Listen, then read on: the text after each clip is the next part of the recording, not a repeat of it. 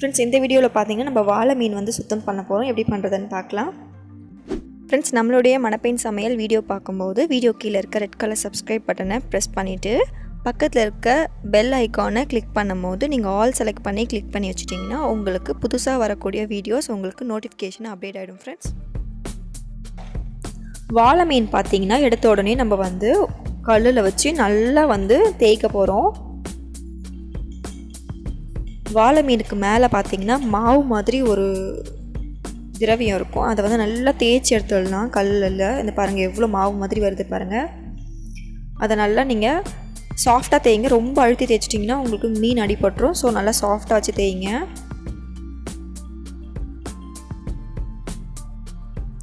நல்லா தேய்ச்சாச்சு. நம்ம மேலே பால் மாதிரி ஒன்று வந்தது இல்லையா, அது ஃபுல்லாக சுத்தமாக போன பிறகு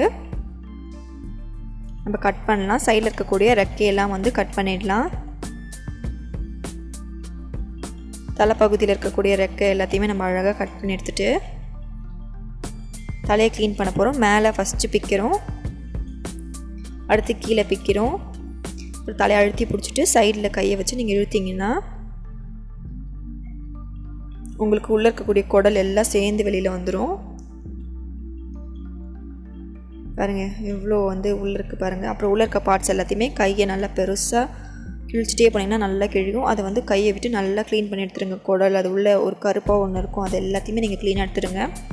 அப்புறம் வால் பகுதி வந்து வேணும்னா நீங்கள் வச்சுக்கலாம், எல்லாம் கட் பண்ணிவிடுங்க.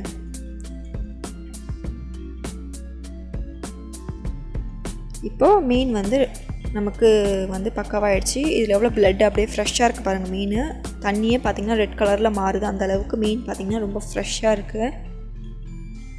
அடுத்து பீஸ் பண்ணிடலாம். ஃபஸ்ட் தலைப்பகுதி வந்து சின்னதாக வெட்டி எடுத்துருங்க.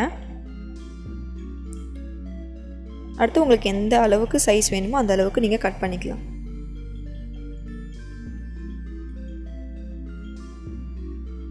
கட் பண்ணும்போது பார்த்தீங்கன்னா மீன் வந்து வழுக்கும். அதுக்காக நீங்கள் கையை நல்லா டைட்டாக பிடிச்சிட்டு நீங்கள் கட் பண்ணிங்கன்னா உங்களுக்கு வழுக்காமல் கரெக்டாக உங்களுக்கு பீஸ் விடும். இந்த மாதிரி அழகாக உங்களுக்கு பீஸாக கிடச்சிடும். ரத்தம் எப்படி இருக்குது பாருங்கள் மீனில், அந்த அளவுக்கு ஃப்ரெஷ்ஷாக இருக்குது மீன். அடுத்து பார்த்திங்கன்னா தண்ணி வந்து நல்லா இந்த ரெட் கலர் போகணும். ரெட் கலரில் இருக்க தண்ணி வந்து ஒயிட் கலரில் ஆகணும். அந்த அளவுக்கு நீங்கள் நல்லா மீனை வந்து கழுவணும்.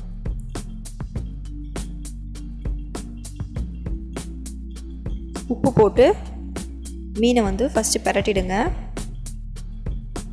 பிரட்டினீங்கன்னா உங்களுக்கு அதில் இருக்கக்கூடிய அழுக்கு எல்லாரும் ஏதாவது இருந்துச்சுன்னா வெளில வந்துடும். அடுத்து வந்து தண்ணியை ஊற்றி நீங்கள் நல்லா கழுவலாம்.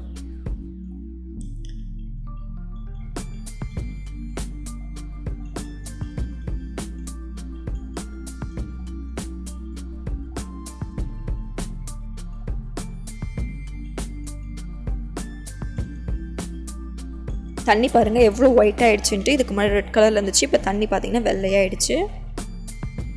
இந்த மாதிரி நீங்கள் நல்லா சுத்தமாக கழுவிடுங்க. தண்ணி எடுத்துகிட்டு நீங்கள் வந்து வேறு பிளேட்டில் மாற்றிட்டு நீங்கள் ஃப்ரிட்ஜில் ஸ்டோர் பண்ணலாம். இல்லை உடனே கூட நீங்கள் ரெசிபி பண்ணிக்கலாம், எது வேணாலும் பண்ணிக்கலாம் நீங்கள்.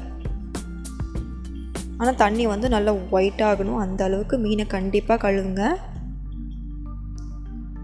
இவ்வளோ தான் ஃப்ரெண்ட்ஸ், வாழை மீன் வந்து சுத்தம் செய்கிறது. நீங்களும் வீட்டில் வந்து ட்ரை பண்ணி பாருங்கள் ஃப்ரெண்ட்ஸ். Bye friends.